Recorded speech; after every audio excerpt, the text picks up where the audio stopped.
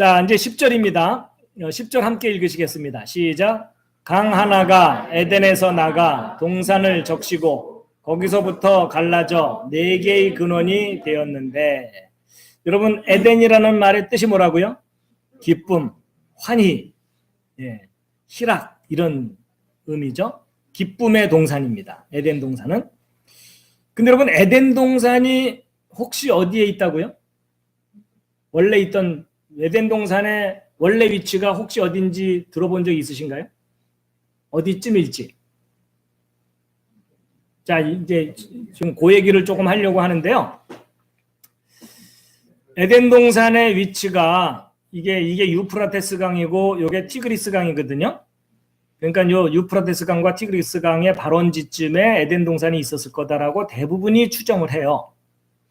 또 일부 사람들은 여기 갈대아 우루 있는 그 유프라테스 강, 티그리스 강 하류 부분, 하구 부분이 에덴 동산이었을 거라고 추정하기도 하고요. 이제 추정하는 위치가 저마다 다 달라요. 근데 가장 이제 많은 사람들이 가능성이 있다고 생각하는 지역이 여기 터키 동남부 쪽, 이쪽일 거라고 추정합니다. 그래서 이제 여기가 가장 많은 사람들이 추정하는 위치고요. 여기를 추정하는 사람들도 있고요. 그리고 또 좀 신기한 주장이 또 하나 있는데요. 그건 뭐냐면 에덴 동산의 위치가 예루살렘이었을 가능성이 있다. 그런 얘기 혹시 들어보신 분? 한 분, 두 분 계시네요. 이분들은 저한테 세뇌되신 분들입니다.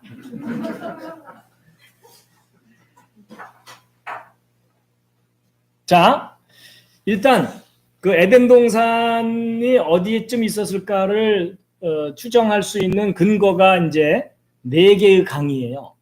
네. 자, 한번 읽어보겠습니다. 11절부터 14절까지 시작. 첫째 강의 이름은 비손이라. 그것은 곧 금이 있는 하윌라의 온 땅을 두르는 강인데 그 땅의 금은 좋으며 거기에는 델리움과 줄마노가 있느니라. 둘째 강의 이름은 기혼이라. 그것은 곧 이티오피아 온 땅을 두르는 강이며 셋째 강의 이름은 히데겔이라. 그것은 곧 아시리아의 동쪽으로 나가는 강이고 넷째 강은 유프라테스니라. 이렇게 돼 있죠? 예. 여러분 이게 무슨 강이죠? 요게 나일강입니다. 그렇죠? 그리고 여기 약간 좀 복잡하지만 이 왼쪽에 있는 요 강이 유프라테스 강이고요. 오른쪽에 있는 이 강이 티그리스 강입니다. 예, 그래서 요거 외우기 쉬우려면 이게 약간 헷갈리거든요. 유럽이 이쪽이잖아요. 유럽에 가까운 쪽이 유프라테스. 이렇게 외우시면 돼요. 어쨌든 그렇게 되는데, 자, 여러분 첫째 강의 이름이 비손이래요. 근데 금이 있는 하윌라의 온 땅을 두루 지나갔다 이런 표현이에요. 그러면 하윌라라는 땅이 어딘지를 좀 알 필요가 있겠죠. 근데 하윌라가 어디인지를 알게 해주는 단서가 금이 있대요. 금 캐러 가야 되겠죠. 근데 그 땅의 금이 좋은 금이래요. 그러니까 순도가 높은 금인 것 같아요. 그리고 미세하게 있지 않고 덩어리로 막 이렇게 발견되고. 그러니까 여러분 이 하윌라라는 지역이 어디인지를 알게 해주는 단서가 금이기 때문에 이 중동 지방에서 금이 많이 나오는 지역을 좀 조사해 보면은 발견할 가능성이 높겠죠. 그렇죠? 예. 그래서 중요한 단서가 이게 나왔고, 그 다음에 델리움과 줄마노가 또 있대요. 이제 이런 것들이 뭔지는 좀 이따가 설명을 해드릴 거고요. 둘째 강은 기혼인데 이 기혼강은 에티오피아 온 땅을 두르는 강이라고 돼 있거든요. 근데 오늘날 에티오피아는 이쪽이에요. 근데 에티오피아 지역을 두르는 강이라고 하면 기혼강은 이쪽일 가능성이 있겠죠. 근데 여기서 좀 신중해야 될 게 뭐냐면요. 여러분 여기 킹제임스 버전 흠정역은 이디오피아라고 번역을 했지만요. 히브리어 원문은 구스예요. 그러니까 원문 그대로 번역하면 구스 온 땅을 두르는 강인데, 근데 왜 이걸 이티오피아라고 번역했냐면 이 구스가 함의 아들이거든요. 노아에게 세 아들이 있었죠.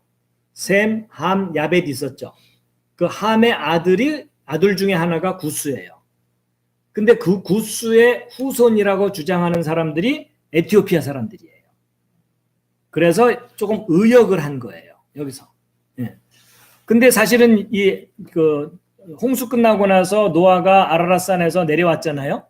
그러고 나서 이제 그 자손들이 이제 뿔뿔이 흩어지게 되는데 그러면 함의 아들인 구스가 처음부터 여기로 바로 간 것은 아니에요. 예, 그러면 여기서부터 여기까지 가려면 뭐 이쪽으로 가든지 이렇게 가든지 그래서 여기를 건너가든지 뭐 해야 되겠죠. 그러니까는 구스가 한꺼번에 간 게 아니라면 중간에 어디 정착한 데가 있겠죠. 그럼 거기도 구스 땅일 가능성도 있죠. 이제 그런 가능성을 좀 열어두셔야 돼요. 그 다음에 이제 셋째 강의 이름은 히데겔이고 아시리아 동쪽으로 간다고 되어 있는데 아시리아는 고대로부터 여기거든요. 이 지역. 그리고 이제 넷째 강은 유프라테스예요. 그래서 이제 이게 오래전부터 유프라테스 강으로 알려져 있기 때문에 그렇다면 여러분 유프라테스 강이 히브리어로는요 페랏이라고 돼 있어요. 페랏. 그건 이제 요즘 말로 유프라테스예요. 원래는 페랏 강입니다. 페랏 강. 그리고 이제 히데겔은 티그리스 강인데 이게 히데겔하고 티그리스가요 발음이 서로 닮아 있어요. 그럼 히데겔을 그 자음만 영어로 표현하면 히데겔이죠. HDKL이죠. 티그리스 강은 TGR이죠. 근데 여러분 K하고 G가 서로 비슷한 발음이죠. 그 다음에 L하고 R은 서로 이렇게 혼용될 수도 있죠. 그러니까 티그리스 강하고 히데겔은 사실은 같은 말의 뿌리를 가진 이름이에요. 그래서 히브리어로는 히데겔인데 그게 이제 아시리아 지역을 흐르는 강이다 이렇게 돼 있죠. 자, 그래서 이제 많은 사람들이 에덴 동산의 가장 가능성이 높은 지역을 티그리스 강, 유프라테스 강 원류쯤이라고 보고 있고요. 그리고 일부 사람들은 여기 하류라고 보고 있고, 그 다음에 또 여기 기혼강이 에티오피아 쪽에서 발원했기 때문에 혹시 여기는 아닐까라고 추정하는 사람들도 있어요. 그런데 여기서 한 가지 좀 우리가 생각해 봐야 될 게 뭐냐면요. 만약에 여기가 에덴 동산의 위치라면 이 유프라테스 강과 티그리스 강은 어느 정도 설명이 될 수 있어요. 그렇죠? 근데 기혼강은 설명이 안 돼요. 그렇죠? 흐르는 방향도 여기서 이렇게 흐르는 게 아니라 남쪽에서 북쪽으로 흐르거든요. 그러니까 이 기혼강을 나일강이라고 봐서는 아구가 안 맞아요. 맞죠? 그럼 이제 도대체 이게 어떻게 된 건가 하는 건데, 여러분 여기서 이제 아주 근본적인 그걸 하나 좀 생각해 볼 필요가 있는 거가, 여러분 대홍수가 있었었죠. 엄청나게 큰 격변이었죠. 그러니까 홍수 이전의 지형과 홍수 이후의 지형은 완전히 달라졌을 수 있어요. 그렇죠? 그러니까 지금 여기 고동색으로 된 부분이 높은 지역이고 여기 녹색으로 된 부분이 낮은 지역인데, 홍수 이전의 높낮이는 지금 현재와는 전혀 달랐을 수 있습니다. 맞죠? 그렇기 때문에 지금 현재의 지형을 가지고서 에덴 동산을 찾으려면 실패하는 겁니다. 자, 그래서 이제 에덴 동산의 위치를 우리가 좀 찾기 위해서 여러분 이 비손강부터 먼저 좀 생각해 보면, 금이 있는 하윌라 온 땅을 두르는 강이라고 돼 있죠. 그래서 여러분 에덴 동산의 위치가 예루살렘일 가능성이 있다라고 보는 그런 견해가 있거든요. 그것에 대해서 좀 가능성을 좀 생각해 보면 이런 겁니다. 그 비손강이 하윌라 온 땅을 두르는 강인데 거기에 좋은 금이 나온다 그랬죠. 그러면 이 중동 지역에서 금이 많이 발견되는 장소를 좀 조사해 보면 알겠죠. 그래서 조사를 해봤더니 여러분 여기 사우디아라비아하고 이 아프리카 쪽에 여기 좀 붉은색으로 된 이 부분이 있죠. 이 부분이 캄브리아기 이전에 그러니까 진화론적 관점의 지질학에서 고생대 이전의 지층이라고 하는 지역이거든요. 근데 이 지역이 금을 포함한 광물들이 많이 발견되는 장소입니다. 그래서 금광들이 여기 아주 많아요. 그래서 금이 많이 발견되는 장소가 이 영역이기 때문에 아마도 비손강이 지금 이 부분을 흘렀던 강이 아닐까라고 추정을 해보는 거예요. 그리고 이제 거기 델리움과 줄마노가 있다 그러는데 마노는요 어떤 거냐면 여러분 혹시 요런 돌 보신 적 있으세요?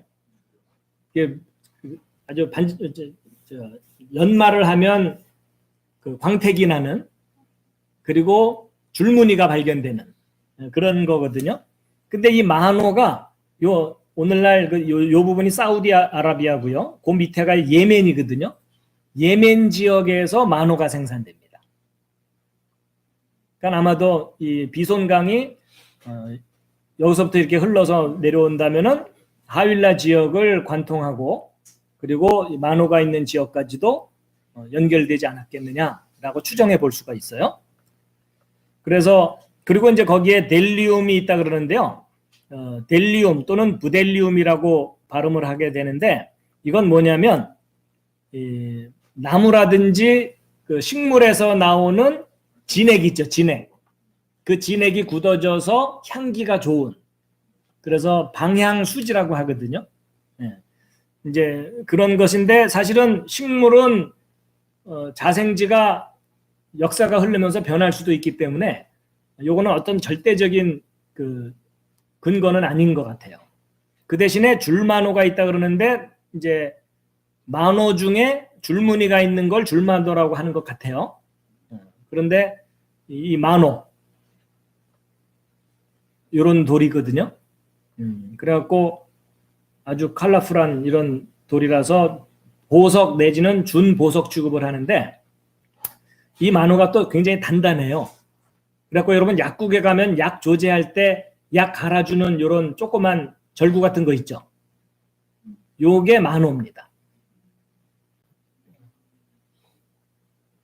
그런데 이제 이런 것들이 생산되는 지역이 예멘 지역이라는 거죠. 그런데 이제 이게 마노일 수도 있지만 히브리어 원어의 의미를 정확하게 모르거든요. 그래갖고서 녹주석일 수도 있다 이렇게 보기도 해요. 근데 어쨌거나 대개는 마노로 해석을 합니다. 그래서 이제 비손강이 이렇게 흘렀던 강일 가능성이 있다라고 볼 수 있고요. 일단 제일 중요한 단서는 금이에요. 금. 요게 이제 나무의 그 수액이 굳어져서 좋은 향을 내는 그런 방향성 수지이고요. 오른쪽은 마노 종류고. 그 다음에 이제 둘째 강의 이름이 기혼이라고 되어 있고 구스 온 땅을 돌렸다고 되어 있는데요. 자, 여러분 이제 구스가 사람의 이름에서 유래된 거거든요. 그래서 창세기 10장 6절에 노아의 세 아들 중에 함, 둘째 아들인 그 함의 족보가 나오는데 후손들이 나오는데 함께 한번 읽으시겠습니다. 시작. 함의 아들들은 구스와 미스라임과 붓과 가나안이요. 구스의 아들들은 시바와 하윌라와 삽다와 라마와 삽드가요. 라마의 아들들은 세바와 드단이며 구스가 니므롯을 낳았는데 그가 땅에서 강력한 자가 되기 시작하였더라. 이렇게 돼 있죠. 여러분 그 이제 노아의 세 아들 중에 둘째 아들 함에게 아들들이 태어났는데 구스와 미스라임과 붓과 가나안이라고 돼 있어요. 그런데 이 구스가 또 아들들을 낳았는데 많이 낳았어요. 시바와 하윌라와 삽다와 라마와 삽드가와 니므롯을 낳았어요. 근데 또 이 라마가 두 아들을 또 낳았는데 세바와 드단을 낳았다고 되어 있습니다. 예. 근데 이 세바가 바로 솔로몬을 찾아온 시바 여왕이라고 있죠. 그 이름이에요. 근데 그 시바 여왕이 에티오피아 쪽 여왕일 거라고 추정하죠. 예. 그래서 이 에티오피아 사람들은 그 솔로몬의 후손이라고 이제 여기기도 합니다. 그렇게 되는데 여러분 이제 함의 아들 중에 미스라임이 바로 이집트입니다. 그래서 성경에 그 이집트를 미스라임으로 표현한 경우가 많아요. 그 다음에 이제 붓은 아마도 이집트보다도 더 서쪽으로 갔을 거라고 추정하고 있고요. 그 다음에 이제 가나안은 우리가 알고 있는 요 가나안 지역이니까 여기에 정착한 사람들이라고 봐야 될 것 같고, 그 다음에 이제 이 구스가 도대체 어떻게 된 거냐 하는 건데, 이 구스가 대홍수 이후에 처음 정착했던 곳이 에티오피아가 아닐 가능성이 높아요. 왜냐하면 이 구스가 정착했던 장소를 힌트를 주는 인물이 여기 니므롯입니다.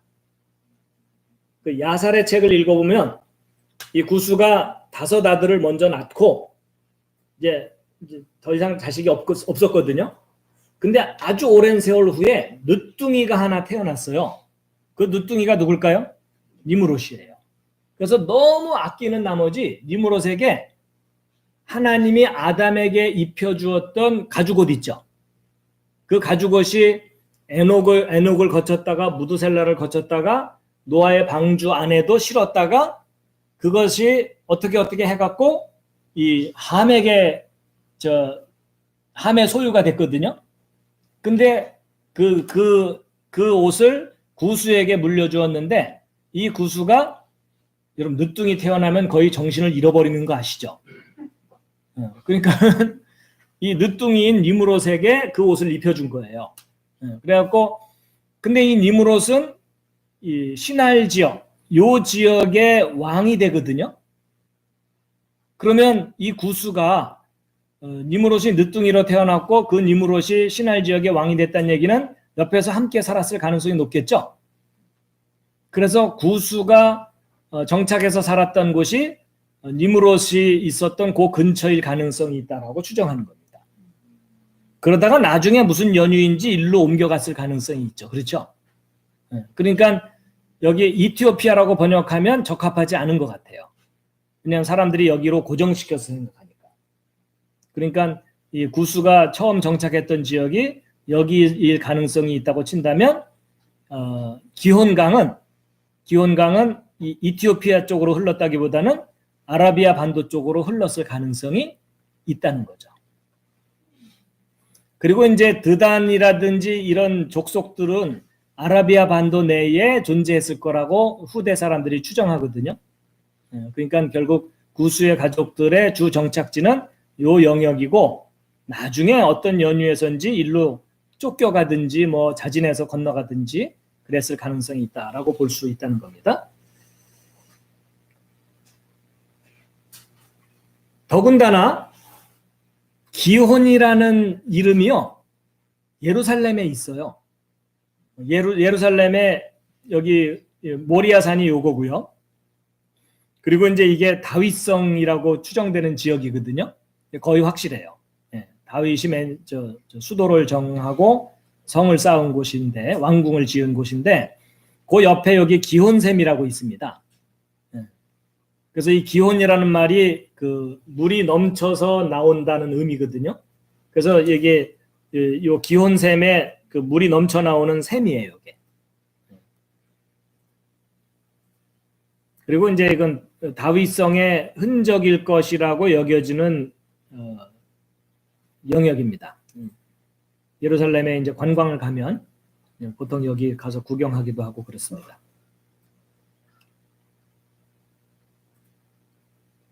그래서 에덴 동산의 4강의 이름 중에 한 이름이 예루살렘에도 똑같은 동일한 이름의 샘이 있다는 것도 하나의 단서일 수 있습니다.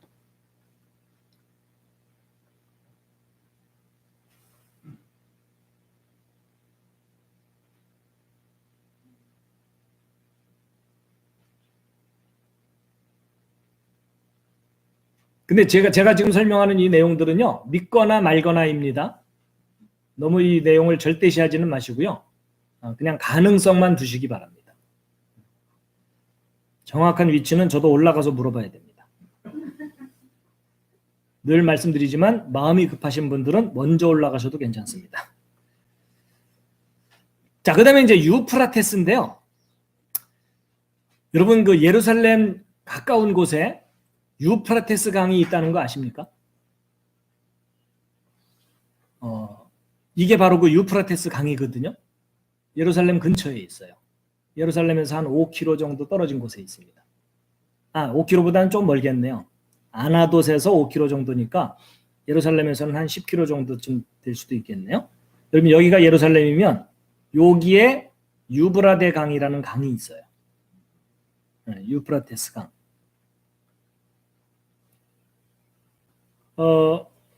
여러분 창세기 15장 18절에 하나님께서 아브라함에게 이제 땅을 준다고 하시고서 경계를 이야기하셨거든요.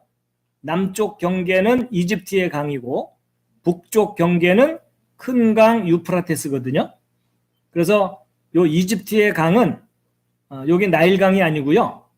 이제 여기 이집트 앞에 여기 시나이 반도가 있는데 시나이 반도 여기쯤에 그 비가 많이 올 때만 물이 흐르는 그 건천이 있어요. 마른 강, 와디라고 하거든요. 근데 여기 있는 요 강을 애굽강이라고 표현해요. 이집트의 강.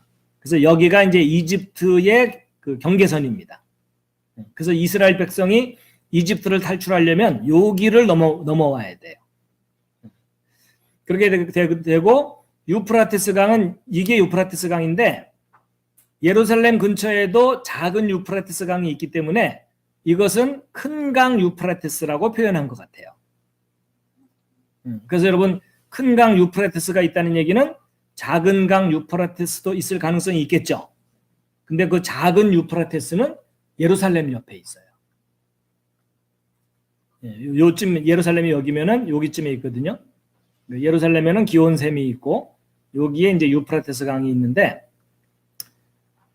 그래서 예루살렘 가까운 곳에 동일한 이름의 유프라테스 강이 있다는 것을 알게 해주는 단서가 예레미야서예요. 여러분 하나님께서 예레미야한테 야, 너 그 아마포로 된 띠를 하나 마련해라. 근데 절대로 물에 적시지는 말아라. 그런 다음에 그 띠를 유프라테스 강에 있는 바위 틈에다가 묻어라. 묻어서 감춰둬라. 근데 여러 날 후에 다시 가서 그것을 가져와라. 그러면 축축한 물 있는 곳에다가 감추었으니까 썩었겠죠. 훼손됐겠죠. 그래서 파서 가져와 봤더니 쓸모없게 된 거예요. 그러면서 이제 하나님께서 말씀하시기를 이스라엘이 이런 운명이 될 거다. 쓸모없는 존재가 될 거다. 나를 배반하고 내 명령을 따르지 않았기 때문에 이 훼손된 띠처럼 쓸모없게 될 거다. 이렇게 이제 예언하시는 거거든요. 그래서 이제 그 부분인데 예레미야 13장 3절 함께 읽으시겠습니다. 시작. 주의 말씀이 두 번째 내게 임하니라. 이르시되 내가 구해 내 허리에 띈 띠를 가지고 일어나 유프라테스로 가서 거기서 바위 틈에 그것을 감추라 하시기에 주께서 내게 명령하신 대로 내가 가서 그것을 유프라테스 옆에 감추었느니라. 여러 날 뒤에 주께서 내게 이르시되 일어나 유프라테스로 가서 내가 내게 명령하여 거기에 감추게 한 띠를 거기서 가져오라 하셨으므로 이에 내가 유프라테스로 가서 띠를 감춘 곳을 파고 거기서 띠를 가져왔는데 보라, 띠가 훼손되어 전혀 쓸모없게 되었더라. 이렇게 돼 있죠. 여러분 그 예루살렘 옆에 유프라테스 강이 있다는 걸 모르는 사람들은요, 이 유프라테스를 여기 이라크 쪽에 있는 요 유프라테스 강으로 받아들일 수밖에 없기 때문에 예레미야가 여기서부터 여기까지 다녀왔다라고 생각하는 거예요. 근데 여러분 예레미야가 태어난 곳은 아나돗이라는 곳이거든요. 근데 거기도 예루살렘 근처예요. 근데 아나돗에서 유프라테스까지의 거리는 대략 500km입니다. 500km면 서울에서 부산보다 더 멀어요. 서울에서 부산이 한 350에서 400 가까이 되나요? 네, 그러니까는 거의 뭐 개성에서 부산 정도 가는 거리, 뭐 이 정도 거리이기 때문에 걸어서 가려면 아무리 빨라도 한 달 이상은 걸려요. 그러니까 보통의 걸음거리로는 하여튼 2달 가까이 걸리는 그 정도 거리입니다. 뭐 한 달, 2달 이 정도 걸리는 거죠. 네, 이렇게 되는데, 여러분, 예레미야가 아마포띠를 숨기러 여기까지 갔다가 돌아왔어요. 그랬더니 또 가서 가져오라 그랬죠. 그럼 엄청난 시간이 걸리거든요. 물론 하나님께서 그렇게 명령하실 수도 있죠. 근데 사실은 예루살렘 근처에, 아나돗 근처에 유프라테스 강이 또 하나 있는 거예요. 동일한 이름의 작은 강이. 그래서 바로 이제 예루살렘이 여기거든요. 그 다음에 아나돗이 요 중간쯤에 있어요. 그리고 여기에 페라트라는 강이 있거든요. 이게 구약 성경의 유프라테스 강과 똑같은 알파벳이에요. 그래서 여러분, 그 구약 성경의 유프라테스 강 그랬을 때는 네헤르, 페라 이렇게 돼 있거든요. 근데 여기도 보면은 나칼 페라시라고 돼 있죠. 그렇죠? 요 패가 요 패고요. 요게 레시고 요게 텟이거든요. 그래서 알파벳이 똑같아요.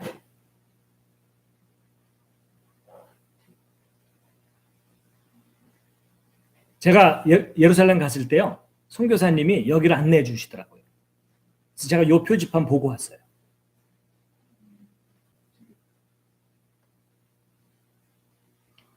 그래서 하나님께서 아브라함에게 말씀하셨던 그 유프라테스 강의 요 알파벳 표기하고 똑같은 표기예요. 그건 하나님께서 여기 다녀오라고 하셨을 수도 있지만 사실은 아나돗에서 가까운 그 유브라데 가서 띠를 감췄다가 다시 꺼내와라. 그러셨을 가능성도 충분히 있다는 거예요.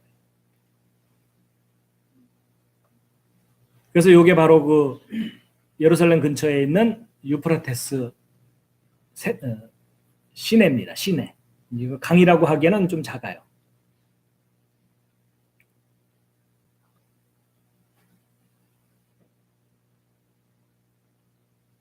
이 강이 이제 여리고 쪽으로 내려갑니다.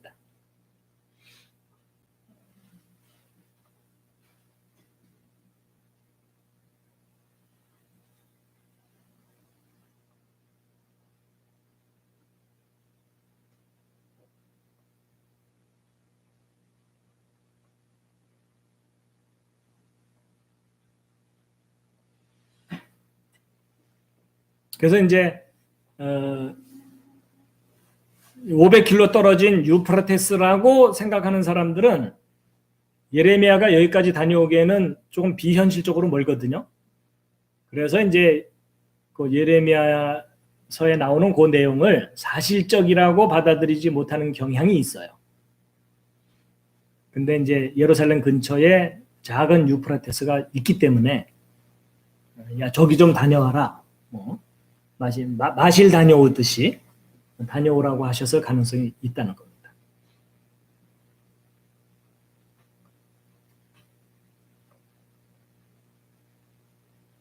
그래서 예루살렘의 기혼샘도 있고 또 유프라테스 강도 흔적으로 남아있기 때문에 에덴 동산이 예루살렘이었을 가능성이 있을 수 있다. 그 얘기입니다.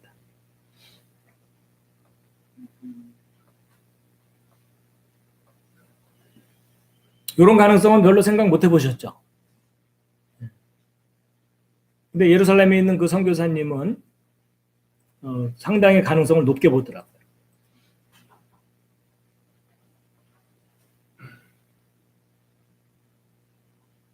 그래서 작은 강 유프라테스가 있으니까 큰 강이라는 표현을 굳이 썼을 가능성이 있고요. 그 다음에 이제 다니엘서를 보면은요, 거기에도 큰 강 히데겔이라고 표현되어 있거든요. 그러면 지금은 소멸됐겠지만 예루살렘 근처에 작은 티그리스 강이 있었을 가능성도 있다는 거죠. 지금은 이제 흔적이 남아있진 않지만.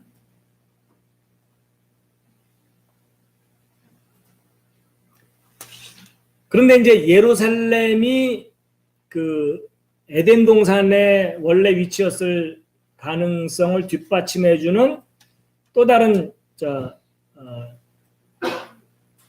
단서가 뭐냐면, 여러분 혹시 여기가 어딘지 짐작하시겠습니까? 저 멀리 이 부분이 중요한데요. 이게 예루살렘입니다. 여리고 쪽에서 예루살렘을 가려면은 예루살렘이 해발 500m가 넘거든요. 그러니까는 여리고는 해수면보다 낮기 때문에 상당히 높이 올라갑니다. 그래서 이제 그 여리고 쪽에서 예루살렘을 바라보면서 찍은 사진이거든요. 근데 여기가 이제 예루살렘인데, 예루살렘이 있는 이 지역의 산 이름이 뭘까요? 그게 모리아산입니다. 근데 모리아산이 어떤 장소냐면 하나님께서 아브라함에게 이삭을 바치라고 했던 그 장소거든요. 창세기 22장 2절 함께 읽으시겠습니다. 시작. 여호와께서 가라사대 내 아들 내 사랑하는 독자 이삭을 데리고 모리아 땅으로 가서 내가 내게 지시하는 한 산 거기서 그를 번제로 드리라. 여러분, 아브라함이 이삭을 희생 제물로 바치려고 했던 장소가 모리아산인데, 그 모리아산이 오늘날이 어디냐면 예루살렘이에요.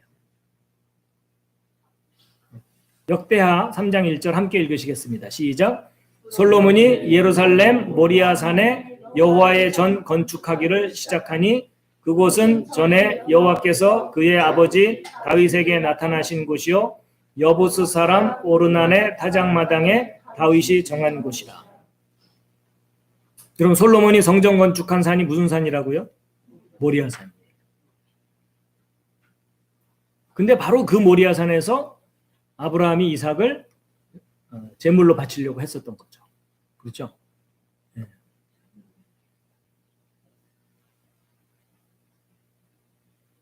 바로 예루살렘입니다. 그래서 예수님이 십자가에 죽으셨는데 그 골고다라는 곳에 대해서 두 개 정도 후보지가 있거든요. 그 중에 이제 해골의 곳이라고 하는 곳인데, 여기 가면 마치 해골처럼 이렇게 해골의 눈 쪽에 구멍 뚫린 것처럼 두 개의 구멍이 있고 뭐 이런 장소가 있어요. 그래서 여기가 골고다일 거라고 추정하는 장소가 있는데, 어쨌든 이곳에서 예수님이 십자가에서 죽으셨죠. 근데 참 아이러니한 게 뭐냐면, 예수님이 십자가에서 죽으실 그 장소에서 아브라함이 이삭을 제물로 바치려고 했던 거예요.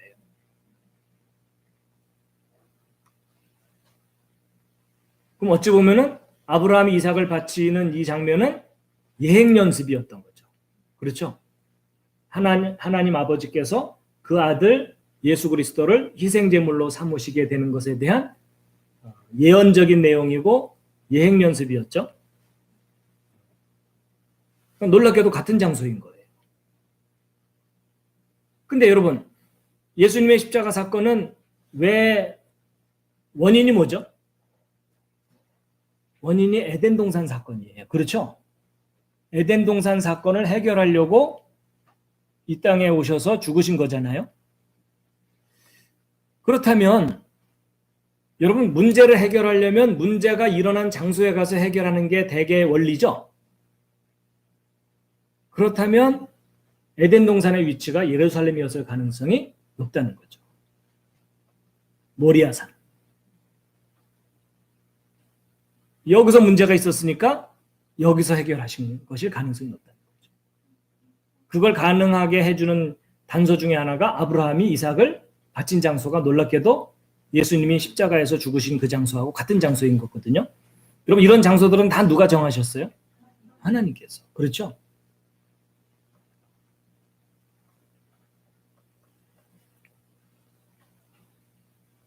그래서 이제 2000년 전에 예수님이 십자가에서 죽으신 그 장소가 그보다 2000년 전에 아브라함이 이삭을 죽이려고 했던 장소였어요. 그렇죠? 근데 두 장소가 다 공통적으로 어느 산? 모리아 산이었던 거예요. 근데 그 장소가 아담이 범죄한 장소일 가능성이 높을 수 있다는 거예요.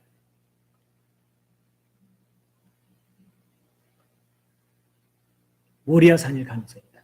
그러면 이 구약은 신약이 하나님의 그 계획된 설계 속에서 다 이게 미리 보기 하신 것 같은 말인데. 그렇죠. 그래서 미리 보기. 여러분 그 아브라함이 이삭을 제물로 바치려고 했을 때에 여호와 이레라는 표현이 있잖아요.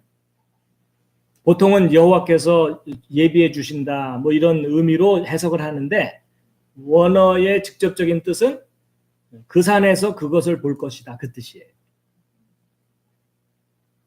그러니까 바로 아브라함이 이삭을 바친 그 산에서 먼 훗날 너희가 하나님의 아들이 세상 죄를 해결하는 그 십자가 사건을 보게 될 거다. 그런 의미가 담겨 있는 말이 여호와 이레입니다. 그럼 그 산에서 그것을 볼 것이다. 결국 아담이 범죄한 그 산에서 먼 훗날 그 죄를 해결하는 장면을 보게 될 것이다. 그런 함축적인 의미가 있을 수 있다는 거죠. 그래서 처음 창조됐을 때로부터 2000년이 지난 후에 하나님이 예행 연습을 하신 거고요. 그리고 그로부터 2000년 지났을 때에 실제적인 일을 하신 거죠. 그렇다면 그로부터 또 2000년 지났을 때에 뭔가 의미가 있는 일이 있을 수도 있겠죠. 그 사인이 되는 사건이 이스라엘의 회복일 가능성이 아주 높아요.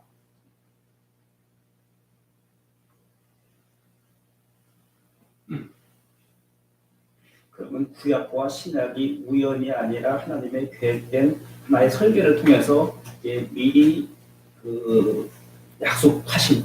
그렇죠. 하나님께서 예언하시고 이루신 거죠. 이거를 실제화시킨. 그렇죠. 예.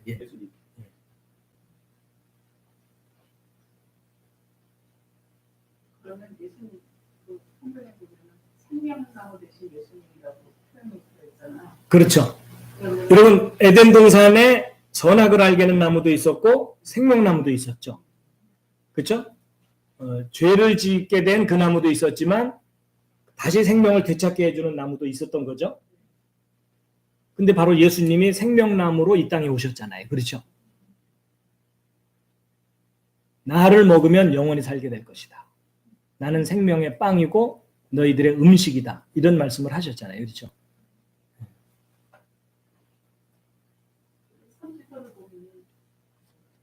그의 발이 감람산에 설 것이요. 그렇죠. 그의 발이 감람산에 설 것이요. 이렇게 표현되어 있죠. 예수님이 재림하시는 예루살렘으로 재림하실 거라고 얘기를 하고 그 가능성이 높겠죠. 예. 아마도 예수님이 재림하실 때 예루살렘으로 재림하실 가능성은 높죠.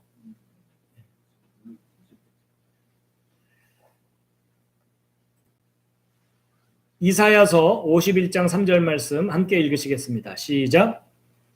주가 시온을 위로하되 그녀의 모든 황폐한 곳을 위로하여 그녀의 광야를 에덴같이 그녀의 사막을 주의 동산같이 만들리니 그 안에 기쁨과 즐거움과 감사와 노래 가락 소리가 있으리라. 에덴 동산이 원래 기쁨의 동산이었잖아요. 그렇죠? 근데 예수님이 우리의 죄를 해결해 주셨으니까 기쁨의 장소죠. 그죠? 그 기쁨의 장소를 다시 오실 가능성이 높죠.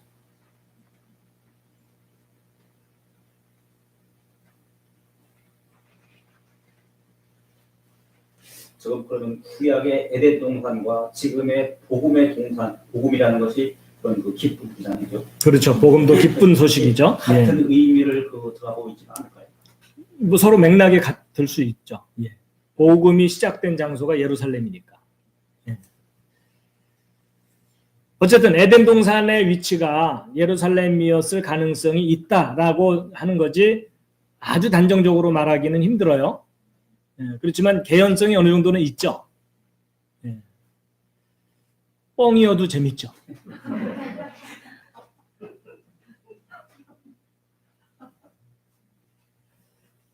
앞으로도 계속 좀 더 근거들을 찾아보고 묵상을 해보고 연구해 볼 만한 주제입니다.